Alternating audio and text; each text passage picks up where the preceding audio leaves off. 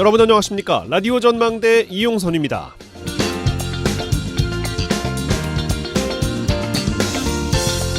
올 연말에도 어김없이 얼굴 없는 천사들이 추위를 녹이고 있습니다. 순천시 별량면에서 정미소를 운영하고 계신 김용춘 씨, 순천 지역 65개 경로당에 20kg짜리 쌀 한 가마씩을 보내셨는데요. 이렇게 하신 지가 벌써 18년이 됐다고 합니다. 이런 선행이 알려지는 것을 거절해서 사진 한 장도 찍을 수 없었다고 전해지고 있습니다. 완도에서 수산업을 하는 한 자영업자는 어렵고 힘든 취약계층 50명에게 현금 20만 원씩을 기부했습니다. 6년간 쌀을 보내오다가 실질적으로 도움을 주자는 마음으로 올해는 현금을 보내오셨다는데요. 1년 동안 차곡차곡 모은 돼지 저금통을 들고 오는 초등학생, 병원비가 무서운 이들을 위한 무료 반값 진료에 나서준 의료진들, 폐지를 주워 판 돈을 아낌없이 교육에 써달라며 보내주시는 이름 없는 할머니. 추운 날씨에 마음까지 얼어붙는 요즘, 주변에 소외된 분들을 챙기는 건 이름 없는 우리 이웃들의 몫이었습니다. 오늘 라디오 전망대가 준비한 소식입니다. 지역 소식들 뉴스브리핑 통해서 들어보고요. 매주 금요일 코너 민원 해결사 YMCA 토론 차례로 이어집니다. 잠시 후에 뵙죠.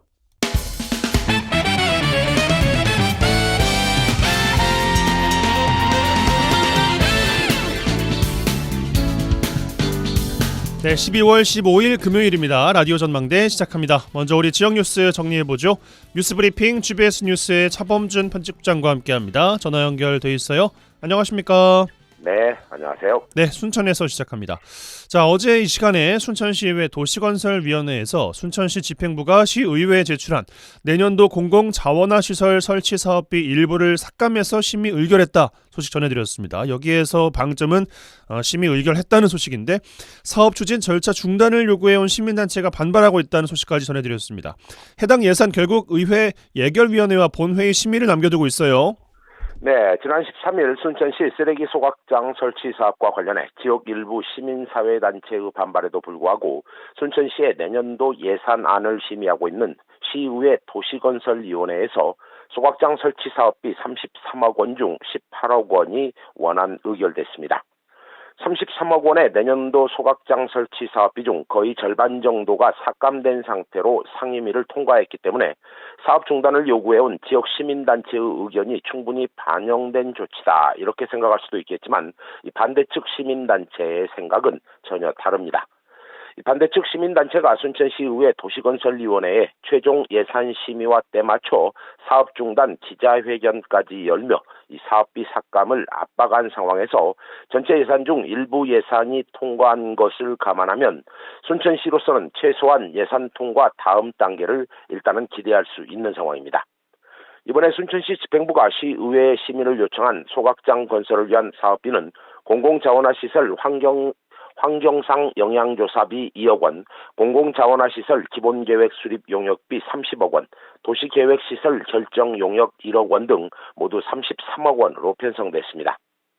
순천시의회 도시건설위원회는 13일 오전 상임위 예산심의 마지막 절차인 축조 심의를 통해 기본계획 수립 용역비 30억 원 중 15억 원을 삭감하고 나머지 18억 원을 통과시킨 상태입니다. 예, 사업 중단을 요구해온 범시민연대 입장에서 일부 사업비가 통과를 했습니다. 순천시가 내년에 공공자원화시설 설치 사업을 계속 추진할 수 있는 근거를 제공했다 이렇게 판단하겠습니다.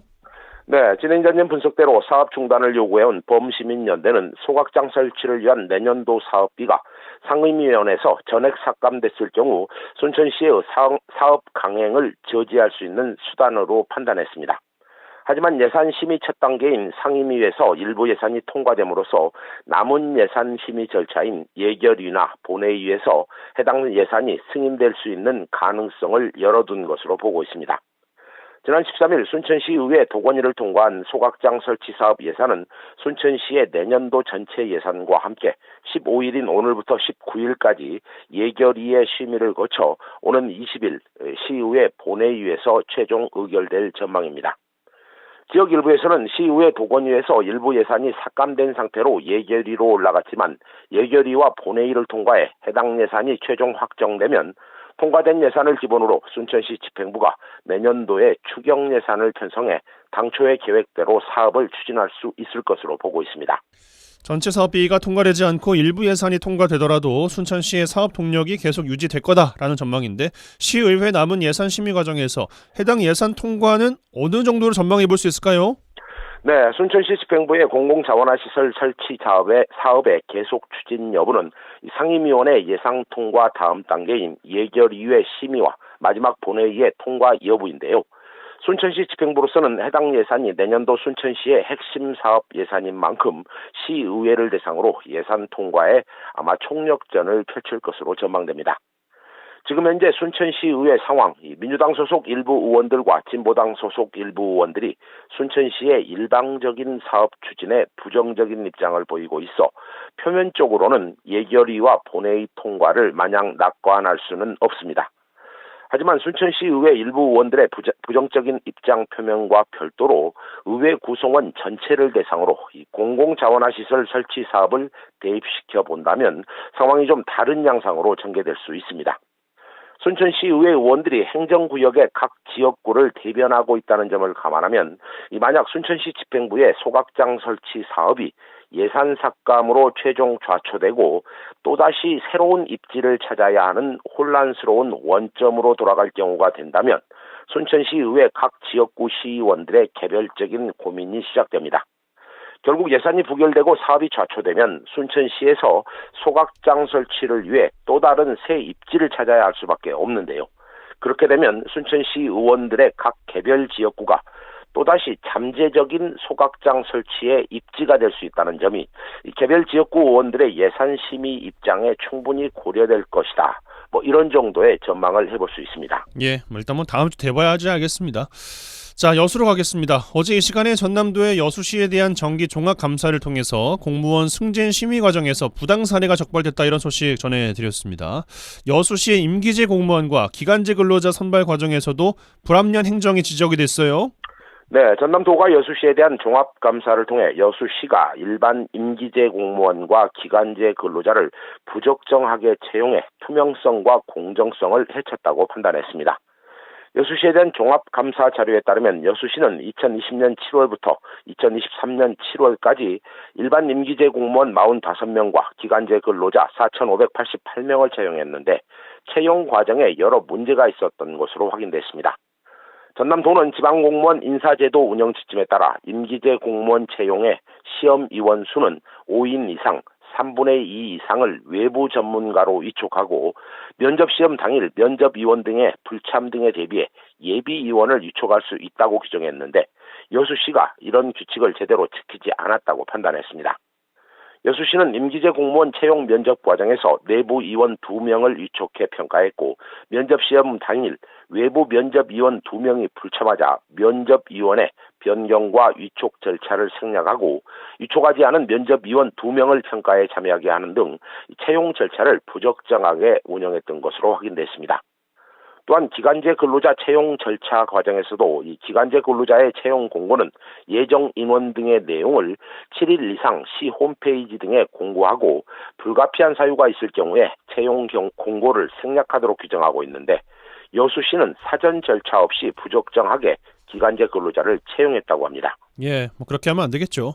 또 여수시가 집행한 물품 구매, 공사 관리, 용역 과정에서도 다수의 부적절한 행정 사례가 적발됐어요. 네, 전남도는 여수시의 특정 물품 구매에 대한 계약 과정에서도 문제점을 지적했습니다. 여수시는 야외 운동기구 구입 계약을 체결하는 과정에서 해당 사업을 무려 90건으로 나눠서 부적정하게 수의계약으로 계약을 체결해 결국 특정 업체에 특혜를 주고 예산을 낭비한 것으로 드러났습니다. 여수시는 공사의 용역이나 관리, 감독 및 지연 배상금 부과도 부적정하게 처리한 것으로 드러났는데 전남도는 지방계약법을 위반해 용역계약 당사자가 계약 이행 가능성이 명백하게 없는데도 여수시가 계약을 해약하지 않고 부당하게 방치하는 등 용역 감독 업무를 부적정하게 처리했다며 관계 공무원들에 대해 징계와 훈계, 주의 등을 조치하도록 했습니다. 최근 논란이 되고 있는 여수시의 기부금 관련 업무도 지적이 됐는데요. 전남도는 여수시가 관내 각종 개발 사업과 관련해 민간 업체와 공익기부 약정을 체결했지만 무려 100억 원이 넘는 기부금을 현재까지 받아내지 못하고 있다고 지적했습니다. 전남도는 기부금과 관련해 업체의 소송 제기 등으로 행정력 낭비와 행정에 대한 주민들의 신뢰도가 낮아졌다며 미납된 기부금의 채권 확보 조치 등 기부금 관리 업무를 철저히 하라며 여수시에 주의 조치를 내렸습니다.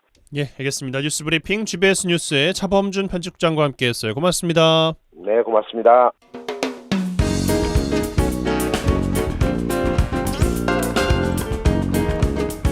고충을 듣습니다. 라디오 전망대 민원 해결사. 네, 민원 해결사 시간입니다. 이미지 리포터 나와 계세요. 어서 오십시오. 네, 안녕하십니까? 이번 주에 비가 좀 많이 왔습니다. 네. 24년 만에 처음으로 12월 호우특보라고 하는데 이 비 그치고 나면은 주말에 또 확 추워진다고 합니다. 영하권 네. 추위가 찾아온다고 하고 12월 한 달 사이에 많게는 20도의 온도 차이가 나는 거예요. 네, 이렇게 예상보다 많이 내린 겨울비도 당황스럽지만 예. 내일부터는 갑자기 떨어진 기온으로 난방비 폭탄을 걱정하고 있습니다. 예. 작년에도 추워서 난방비 폭탄을 맞았는데 올해는 작년보다 더 춥다는 소식이 전해지면서 미리 난방비 걱정을 하고 있는데요. 자녀가 있는 민원인은요, 난방비가 무서워 보일러를 멈춰야 하지만 요즘 감기며 독감까지 유행하고 있어서 아이들이 아플까봐 온도 유지는 하고 있다고 합니다. 하지만 고지서를 보면 한숨만 나온다고 하는데요. 점점 늘어간 난방비를 걱정하고 있는 민원인 만나보시죠. 걱정되죠. 또 이제 더군다나 아이들이 방을 또 따로 쓰다 보니까 아이들 방도 켜고 뭐 거실도 생활하는 공간이 있고 이러다 보니까 그런 공간들마다 다 이렇게 따로따로 들어가서 더 많이 되죠. 일단은 공과금 자체도 일단 기본적으로 다 그렇긴 하지만 일단 겨울이 되면서 지금 난방비 훨씬 많이 들어가고 있으니까 공과금 용지를 보잖아요. 그러니까 그게 실감이 되죠. 온도 유지를 계속 해줘야 될 것 같고 이제 저희가 맞벌이다 보니까 또 지금은 낮에 이제 끌 수도 있기는 했지만 또 온도 유지를 위해서라면 또 켜야 되는 상황들이 또 길어질 수 있으니까 그러면 또 이게 다른 전기나 이런 것들도 마찬가지지만 난방은 더 금액적으로 더 부담이 되는 부분도 있고 아무래도 내렸으면 좋겠어요. 예, 추워지면서 이제 난방비 걱정이 이제 커진다는 건데 난방비 아끼기 위해서 방한용품의 구매도 크게 늘었다면서요? 네, 한 유명 인터넷 쇼핑 사이트 그 조사 결과 이달 초 방한용품 거래액이 지난해 같은 기관과 비교했을 때 200%, 판매 수량은 334% 각각 증가한 것으로 나타났습니다. 예. 이 품목별로 보면요, 네고모와 모자가 합쳐진 바라클라바라고 있잖아요. 이 판매량이 2,500% 증가했고요. 엄청나네요. 네, 핫팩은 741%, 털 슬리퍼는 705%, 무릎 담요가 423%등 높은 판매 증가세를 보였다고 합니다. 예. 지난해 경우에는요, 12월부터 방한 난방용품 판매가 늘기 시작했는데 올해는 이른 한파가 발생하면서 구매 시점이 좀 빨라졌다고요. 또 더 많은 구매가 이루어졌다고 얘기하고 있습니다. 예. 또 지난해 경험한 난방비 폭탄의 학습 효과도 영향이 있다고 보는데요. 실내 온도를 낮게 유지하고 체온을 따뜻하게 유지할 수 있는 이 착용 가능한 품목이 구매가 늘었다고 합니다. 네, 이렇게 방한용품을 구매해서 사용하시기도 하고 실내 온도 내리는 등 다양한 방법으로 아주 한파를 또 준비하고 있는데 난방비 걱정이 줄어드는 건 아닌데 이게 보니까 요즘에 라디오 같은 거 들으면 많이 내릴수록 좋은 비는 난방비 이런 광고도 있더라고요. 네, 맞아요. 예. 저도 저희 집에 보일러가 도는 소리 들으면 좀 긴장이 되기도 해요. 그러니까요. 이걸 꺼야 되나 말아야 되는 걱정을 하는데요. 이 난방비가 내리지 않는 이상 난방비 걱정은 계속될 것으로 보입니다. 예. 그래서 각자의 난방비 줄이는 방법을 찾아가고 있는데요.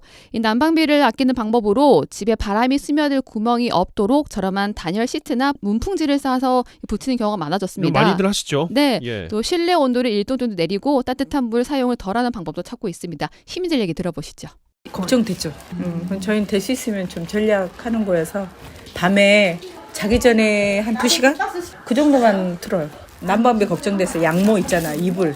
그거를 매트하고 이불을 샀어요. 많이 못 썼죠. 많이 나올 걸 아니까. 너무 춥게 지냈죠. 온수 매트를 썼죠. 그래서 올해 샤시로 교체했어요. 따뜻하게 하려고.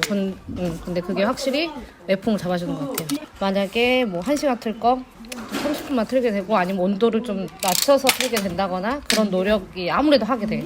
난방비가 걱정돼가지고 안 틀고 있어요. 집이 18도예요.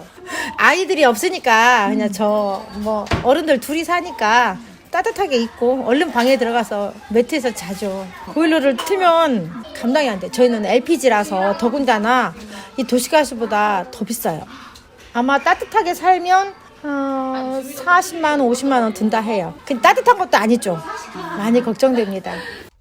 예, 시민들 이야기 들어봤습니다. 겨울철 또 알아두면 절약되는 뭐 난방비 절약법 뭐 이런 것들이 있습니까? 네, 가장 기본은 실내 난방을 적정 온도로 설정하는 게 좋은데요. 예. 실내 온도를 1도만 낮춰도 난방비가 최대 7%까지 절약된다고 합니다. 또 가정에서 내복, 수면 양말을 사용하면 체감 온도를 약 2.2도 정도까지 높일 수 있으니까요. 실내 온도를 18에서 20도 정도 설정을 하고 내복을 입으면 참 좋겠죠. 예. 또 가습기를 사용하면 공기순환으로 건조함을 사라지게 하지만 실내 온도가 더 빨리 올라서 난방비를 아낄 수 있다고 합니다. 아, 가습기요? 네. 그렇구나. 네, 또 수도 꼭지를 온수 방향으로 두면요 보일러가 불필요한 공회전을 하게 됩니다. 그러니까 사용 후에는 꼭 냉수 쪽으로 돌리는 게 좋습니다. 또 가스비가 가장 많이 나오는 경우가 뜨거운 물을 강하게 튼 뒤에 다시 차가운 물을 돌릴 때라고 하니까요. 이것도 참고하시면 좋을 것 같습니다. 알겠습니다. 난방비 절약 꿀팁까지 전해드렸습니다. 민원 해결사 이미지 리포터와 함께했어요. 고맙습니다. 네, 감사합니다.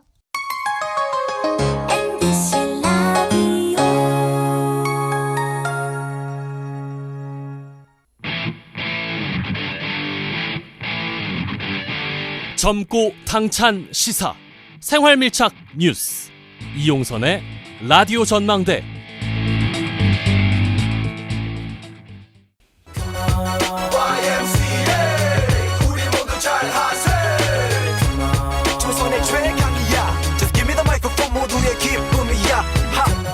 더 이상 짜고 치는 고스톱은 없다. 우리도 대본 없이 토론한다. 지역 대표 스피커 두 분과 함께하는 YMCA 토론 시간입니다. 또 금요일이 됐네요. 예, 두 분만 보면은 왜 이렇게 시간이 좀 빨리 가는 것 같은지 말이죠. 소개해드리겠습니다. 여수 순천 YMCA 김대희 김석 사무총장 두 분 어서 오십시오. 네, 안녕하십니까. 네, 안녕하세요. 예, 어떻게 보내셨는지 한 주 김대희 총장님 어떠십니까? 예, 뭐 여수 YMC가 지금 생태 도시건축 시민 아카데미를 진행하고 있는데 네. 총 한 두 강좌 지났어요. 80명 정도 시민들이 참여하고 있는데 지난주는 패시브 하우스하고 또 마약의 수도에서 핫한 셀럽 도시로 변화된 콜롬비아 메데진 도시행 사례를 공부했는데요. 이번부터는 이제 건축에 대한 구체적인 내용으로 3강. 다음 주 월요일, 수요일, 목요일 이제 3회 진행할 계획입니다. 예, 연말에도 뭐 배움의 자세를 또 늦추지 않으시는 특히 주부들이 많이 오셔가지고요. 예. 아유, 제가 보기에는 그렇게 열공하시는 분들 처음 봤습니다. 김석 총장님 어떻게 지내셨습니까? 네, 뭐 어제 행정사무감사 그 모니터 결과를 저희가 화요일 날 일단 그 평가회를 하고 어제 보도자를 내보냈어요.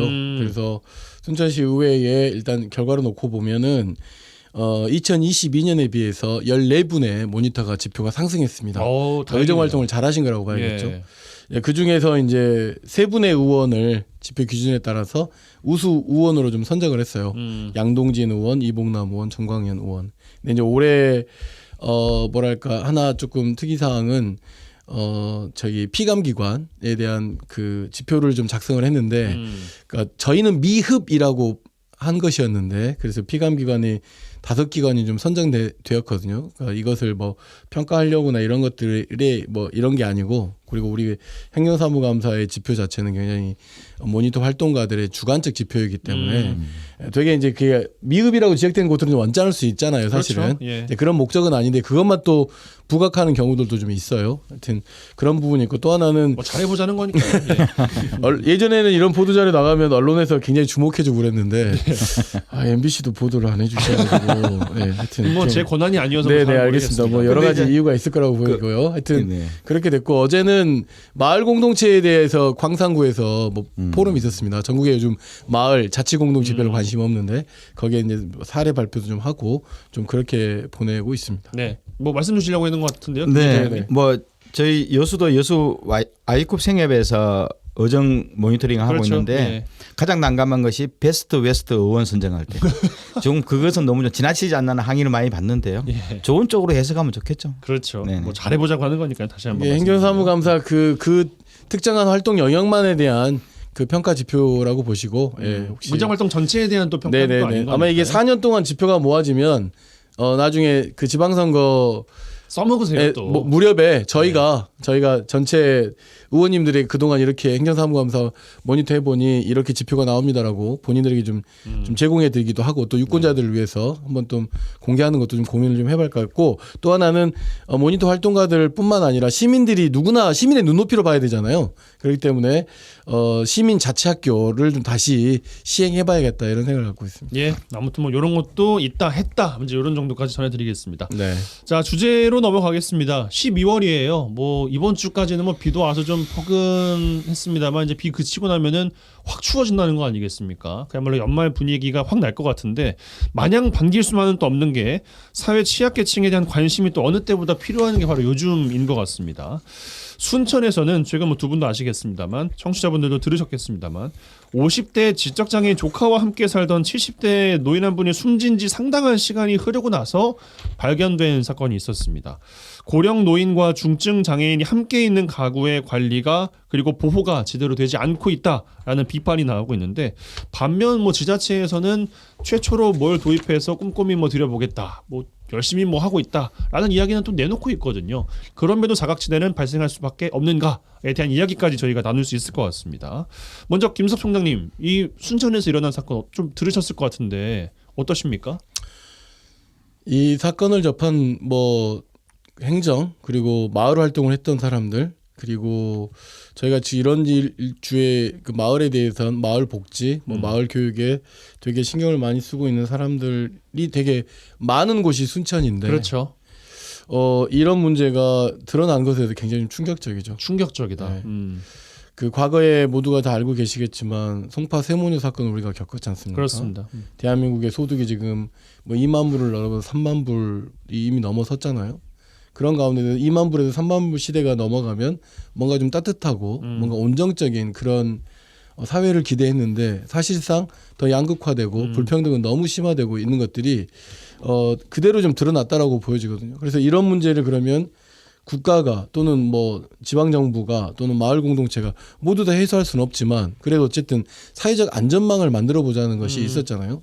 그래서 사회적 안전망 중에 가지고 있었던 이제 서울시에서 그리고 노원구 지금 현재 국회의원인 김성한 국회의원이 노원구청장 시절에 과연 그 박원순 시장 시절에 과연 내가 위험에 처했을 때 나를 도울 수 있는 이웃이 있느냐 이런 것들에 대한 어떤 그 사회적 안전망이 구축돼야 된다라고 해서 그때 이제 뭐 노원구에서는 요구르트 그 우리 아주머니들 있잖아요. 그분들에게 독거노인들에게 요구르트를 배달함으로 인해서 그것이 이제 한 2, 3년 정도 지나고 나니까 실제로 광진구에 있었던 저기 그 자살률이 상당히 독거노인들의 자살률이 노인 독거 자살률이 좀 떨어지는 것들이 있어서 네, 노원구. 그래서 그것이 일정 굉장히 중요한 마을 복지 기준이 됐거든요. 예, 그래서 동해 복지 자체가 마을과 동 중심으로 바뀌어야 되겠구나라고 하는 정책 변화를 이끌어냈었던 것인데 예. 이런 일이 서울도 아닌 더군다나 순천에서 이런 일이 벌어졌고 더군다나 이 동네가 굉장히 이웃사촌이 좋은 동네예요. 이 아파트도 굉장히 이웃사촌이 좋은 아파트단 말이에요. 그래요. 그런데 이런 일이 벌어진 거죠.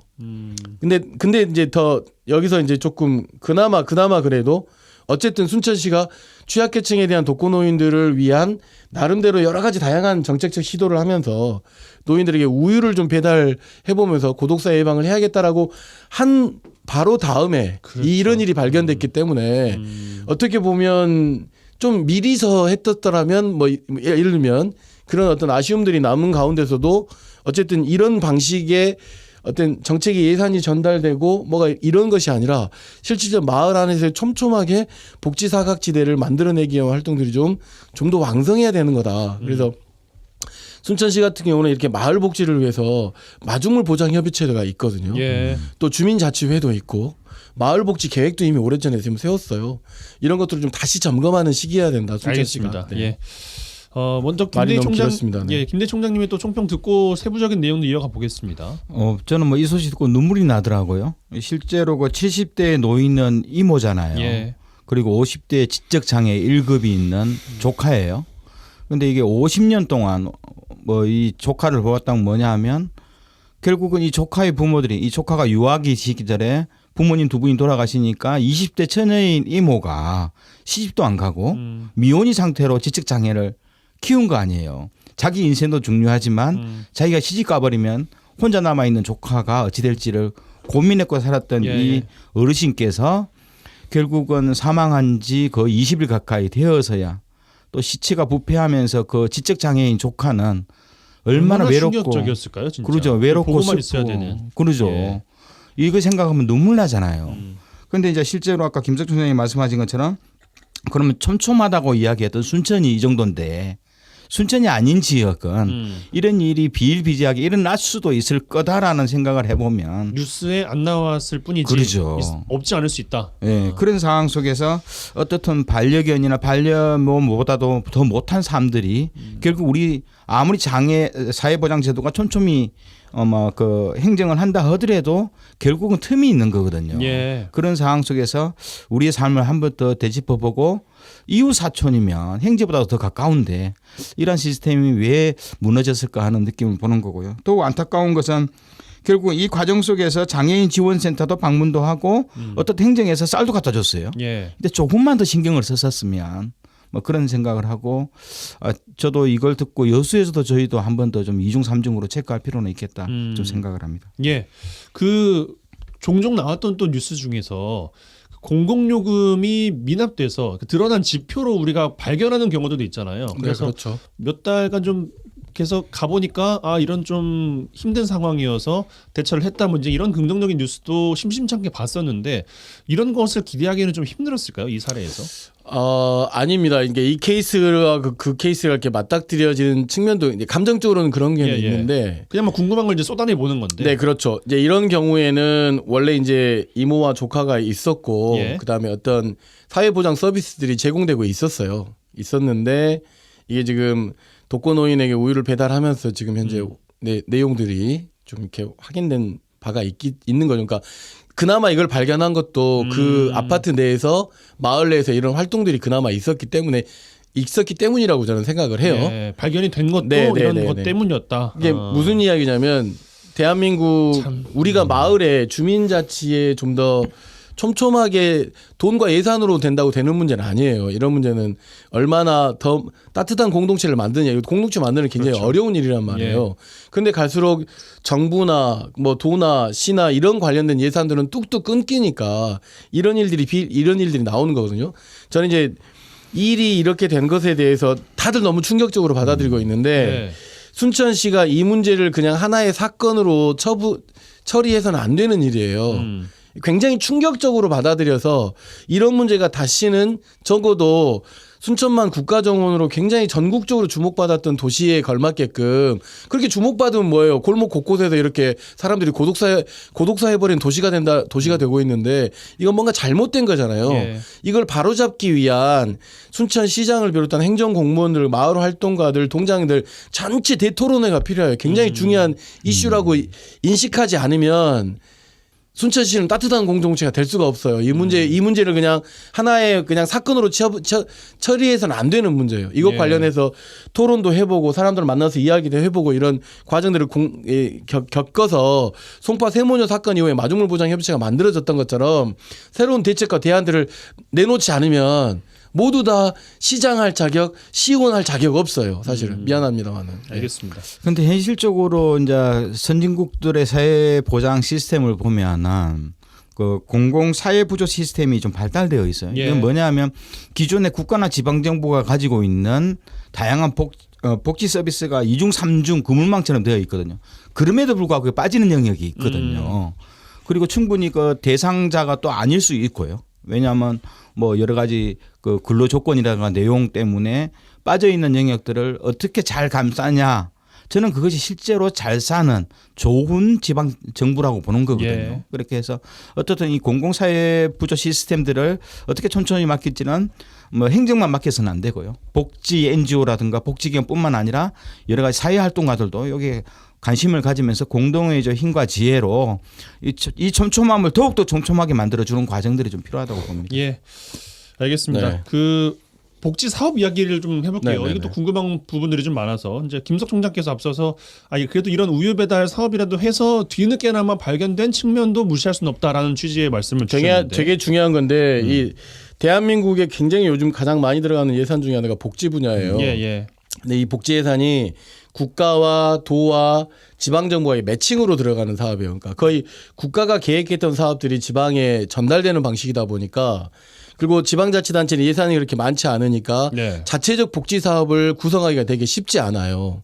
그러니까 그렇기 때문에 자체 실정에 맞는 복지 사업을 진행하는 기준도 마련되어 있지 않은 경우가 되게 많거든요. 그러니까 근데 이런 경우에 우유 배달 서비스, 그러니까 마을 복지 프로그램을 통해서 이렇게 발견한 것들을 장려하고 좀 더 좀 진행하기 위해서는 지방자치단체가 도로 내는데 막 수백억 쓰는 데는 아까워하지 않거든요. 근데 사람이나 마을 공동체 이런 데 쓰는 뭐 인력은 굉장히 아까워해요. 그러니까 인식의 좀 전환들이 좀 바뀌어야 될 필요가 있는 것이죠. 그래서 자치단체 자체별 복지 사업을 하기 위한 구조에 대한 고민이 있어야 되고 그다음에 이것과 연계된 마을 지역사회의 네트워크가 다시 한번 촘촘하게 혹시 형식적으로는 있는 건 아닌지 그러니까 시 뭐 이렇게 복지보장협의체도 있고 마을별로 마을 뭐 마중물 보장협의체도 있고 이 복지 사각지대를 해소하기 위한 방식들은 갖추고는 있어요. 네. 근데 이것이 좀 그동안 혹시 형식적으로 운영됐나 아니면 좀 더 촘촘하게 한 방법은 뭐가 있는지에 대한 나름대로의 전략과 이런 내용들이 나와줘야 된다고 생각해요. 김대희 총장님, 그 사각지대 발굴을 안 하는 지자체를 찾기가 더 힘들 거 아니에요. 각자 네네. 나름대로는 다 하고 계실 텐데, 근데 뭐 이번에 최근 나온 것도 보면 뭐 우유 배달 이것도 호남권 뭐 최초다. 그리고 기타 다른 사업들도 홍보를 했던 걸로 저도 본 걸로 기억하거든요. 그럼에도 사각지대가 발생하는 것은 불가피한 겁니까? 아니면 더 촘촘할 수 있는 방법이 있습니까? 사각지대가 발생할 수는 있어요. 예. 그러니까 여수 같은 경우가 좋은 사례인데요. 여수 산단 환경안전 문제 그렇게 많이 이야기를 해도 사고는 일어나거든요. 물론 이제 그런 상황들은 인정할 만한 사유도 있지만 아까 이제 순천이 여러 가지 그 마중물 시스템이라든가 2중 3중으로 동네에서 마을 만들기 운동하면서 여러 가지 보장적 시스템을 만들었는데요. 예. 결국은 그럼에도 불구하고 행정은 시장 군수님들은 그리고 정부 담당 공무원들은 그 복지 예산을 중심으로 사고할 수밖에 없거든요. 아까 인력의 문제라든가 짜여진 돈 중심으로. 네. 그렇죠. 이렇게 볼 수밖에 없기 때문에 그러네요. 저는 결국은 예를 들어서 돈 문제 나왔는데요. 복지 인력이 부족해서 하다면 아까 여러 가지 상상력을 바꿀 수 있거든요. 왜냐하면 매일 아침마다 우리가 출퇴근하다 보면 자기 동네에 아침 뭐 9시부터 할머니 할아버지들이 건강하신 분들이 쓰레기 줍고 다니고 예. 풀 뽑고 다니잖아요. 노인 일자리 사업. 예, 취약계층 노인 일자리 사업인데 그중에 몸이 건강한 사람들 많아요. 몸과 마음이 건강하신 분들이 차라리 그 돈은 의미 없거든요. 차라리 그 돈은 풀 뽑고 쓰레기 줍는 데가 아니라요. 실제로 자기 동네에 복지 영역에 참여하는 인력으로 써도 되는 거거든요. 그것도 괜찮은 생각이네요. 네, 왜냐하면 뭐 쓰레기 줍는다거나 풀 뽑는 것은 우리 청소 미화원 어르신네들이 잘 하시거든요. 그분들은 제대로 하시고 오히려 이렇게 동네 어르신네들께서 몸과 마음이 건강하신 분들은 자기 동네 누구가 사는지 알잖아요. 아하. 안부도 전화 보기도 하고 체크를 오래 해서. 계셨으니까. 네, 이런 분들한테 차라리 동네의 취약계층에 대한 보호자 역할을 해주고 안내자 역할을 서로 해주는 시스템도 저는 나쁘지 않다고 봐요. 이제 그 이야기가 이미 그 방금 김대희 총장님 이야기하는 것이 제도화 되어 있는 것들이 각 지역별로 이름이 좀 다르긴 하고 뭐 동지역 뭐 사회보장협의체든 순천처럼 마중물보장협의체든 만들어져 있어요. 이제 예. 이 만들어진 계기가 송파 세모녀 사건 때문에 만들어진 거예요. 예. 근데 이제 이분들이 굉장히 노력을 많이 해요. 실은 이분들의 목표는 뭐냐면 예산을 지원하는 게 아니라 복지 사각지대를 발굴하는 사람들이에요. 그러니까 방금 예를 들면은 뭐 우리 그 순천에서 벌어졌던 일들 그래서 뭐 이런 것들을 막아내기 위해서 같이 함께 안부를 묻기를 한다거나 그러니까 돈도 그렇게 많이 들어가지 않아요. 같이 함께 그 마시를 걸어본다거나 이렇게 해서 이제 발굴된 것들을 정책 사업으로 순천시 같은 경우는 9988 쉼터를 만들어서 지역에 있는 어르신들이 한꺼번에 같이 살기 위한 공동 어떤 마을회관을 좀 조성한다거나 이런 방식으로 정책적으로 전달되는 거기 때문에 사각지대를 발굴하는 것은 지금 이미 체계화되어 있다. 근데 이것에 대한 촘촘함이 벗어나서 지금 발견이 된 거잖아요. 이것이 있는지 없는지를 조금 그 체계적으로 봐야 되는데 순천시 같은 경우는 저 순천 YMCA랑 같이 순천시가 마을복지 계획을 전체 24개 읍면동을 다 같이 함께 세운 내용들도 있어요. 그러니까 그것이 책꽂이로 들어갈 게 아니라 실행될 수 있도록 그러니까 순천시 그다음에 사회복지 담당자 그다음 관련된 읍면동 동장님들 그다음에 마중물보장협의체 주민자치회의 그다음에 뭐 풀뿌리 자치교육센터 뭐 이런 것들이 있으니까 이 연결망을 다시 한번 마을복지라고 하는 관점에서 토론한다고 한다면 이런 문제들을 좀 극복할 수 있을 거라고 보여요. 다른 도시도 마찬가지고. 예. 그런데 이제 실제로 보면 저희가 이제 장애인하고 독거노인 중심으로 사고할 수 있는데요. 여기서 빠져 있는 영역도 저는 임산부들도 들어가야 된다 보거든요. 왜냐하면 경제적으로 취약한 가정의 임산부의 삶은 정상적인 가정의 임산부보다도 10분의 1도 안 되는 열악한 뭐 그런 상황이고요. 특히 이제 비정규직 노동자라든가 아니면 정상적으로 직장을 다니는데 한 1년, 2년 장기간 상병이라 그러죠. 장기간 질병을 치료해야 돼요. 그렇죠. 그런데 산업재해도 안 되고 그렇죠. 의료보험도 안 되고 뭐 이렇게 어렵게 살아가는 진짜 사람도 있거든요. 이런 사람들 또 외국인 노동자들 또 외국에서 들어온 이주민들 뭐 그리고 또 우리가 에이즈라든가 특정한 질병에 걸려서 질병의 사회적 뭐 문제 때문에 숨어 사시는 분들 이런 분들이 엄청나게 좀 있는데 이런 분들까지도 포함해서 촘촘하게 좀 사회복지적 개념들을 잡을 필요가 있고요.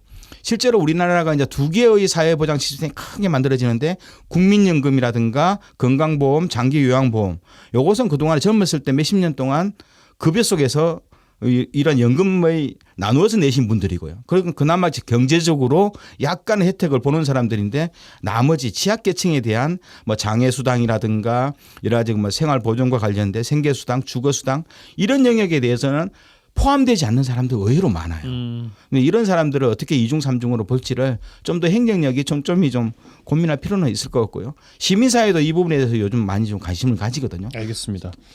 그 김석 총장께서 여러 번 주시는 말씀이 있어서 좀 질문드리고 싶은데 이미 마련되어 있는 제도가 많다. 근데 다시 한번 좀 점검해 볼 필요가 있다. 그렇죠. 뭘 점검해야 한다는 겁니까? 그러니까 이 촘촘함이 미치고 있는 그러니까 예를 들면 이런 거죠. 복지사각지대에 그동안 목록들이 있었을 거란 말이에요. 네. 예를 들면 방금 김대희 총장이 이야기하는 독거노인이나 아니면 혼자 사시는 분이나 아니면 취약계층 분들이었는데 이것이 미치지 않는 영역이잖아요. 네. 그럼 방금 김대희 총장이 이야기하신 것처럼 복지사각지대 주요 점검해야 될 목록들의 횟수를 좀 더 늘려서 이것을 위한 그 복지사각지대 활동들이 전달되고 있는가를 한번 점검해 볼 필요가 있다는 거죠. 그러니까 기존의 것을 잘못됐다는 게 아니라 좀 더 확대해가지고 복지사각지대를 어디가 미치고 있고 어디가 미치지 그렇죠. 않는지. 미치지 않는 부분을 그 부분을 좀 더 검토해 보면 좋겠다라고 하는 생각인 거고. 알겠습니다.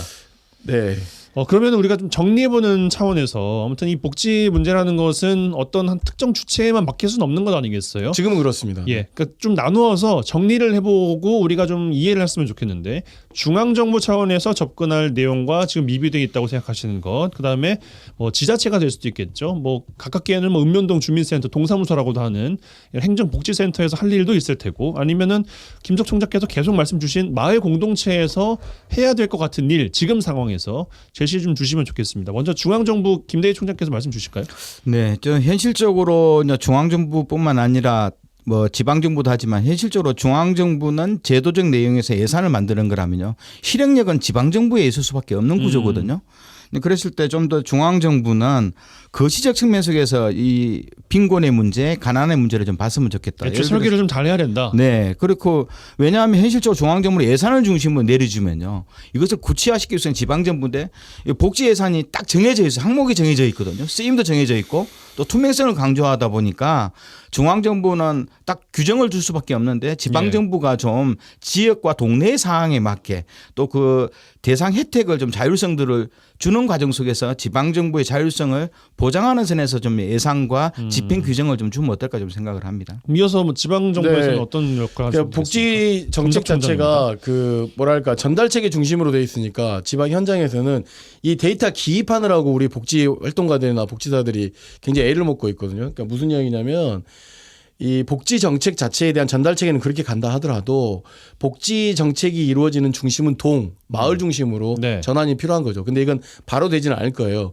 국가의 전달 체계는 그렇게 전달 체계로 가더라도 지방정부 차원에 그러니까 순천시, 여수시, 광양시만에 나름대로 동중심 복지 체제를 갖추기 위한 노력이 있으면 이런 문제들, 이런 정말 가슴 아픈 일에 대한 문제들이 조금 이렇게 줄어들기 위한 활동들은 충분히 할 수 있다. 네. 그리고 마을 활동이나 주민자치 활동에 들어가는 돈을 아끼지 말고 써야 되고 그 돈 얼마 안 되거든요. 그런 돈으로 해서 뭔가 따뜻한 공동체가 있다. 그래서 내가 위험에 처하면 비상벨을 눌러야 되겠구나. 비상벨은 행정공무원을 만나기 어려우니까 집 이웃 사람들한테 비상벨을 누를 수 있도록 그런 것들만 만들어줘도 저는 된다고 생각하거든요. 네. 근데 저는 이제 연초가 되면은 시장 군수님들이 연말에 이제 뭐라 그러죠? 동별로 마을별로 막 간담회 하잖아요. 네.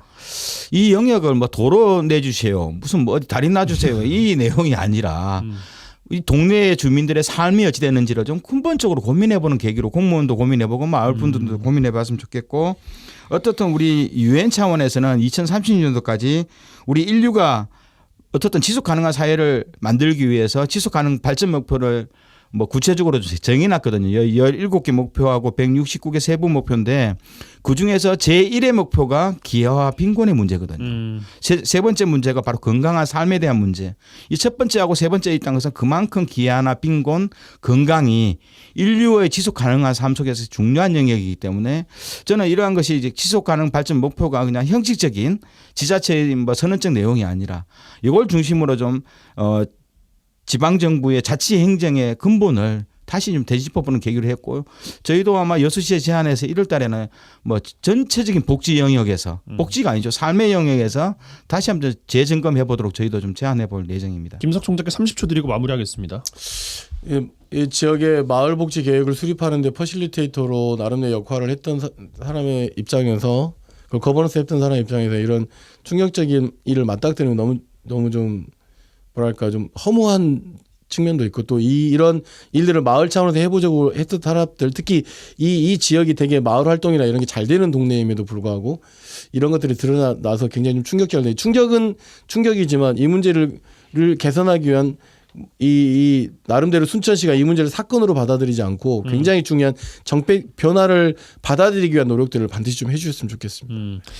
알겠습니다. 자, 이번 주 이 시간 이 정도로 마무리하겠습니다. YMCA 토론 여수 순천 YMCA 김대희 김석 사무총장 두 분과 함께했어요. 두 분 고맙습니다. 네, 감사합니다.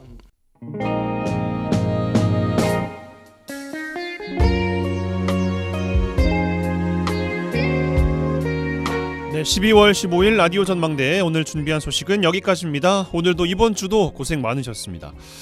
이제 다시 추워진다고 하죠. 건강관리 잘 하셔야겠습니다. 다음 주 월요일 화요일 예고를 좀 드리겠습니다. 다음 주 월요일은 2016 여수세계 선박람회를 앞두고 전남도 주간 토론회가 있었습니다. 그중 주제 발표 부분을 들려드릴 예정이고요. 화요일은 12월 여수 아카데미 강연을 특집으로 준비했습니다. 많은 청취 바라겠습니다. 자, 끝곡 흐르고 있어요. 브라운 아이드 소울의 밤의 멜로디 들으시고 마무리 잘 하십시오. 이용선이었습니다. 그 누굴 바라보나요? 나의 목소리 들리지 않나요?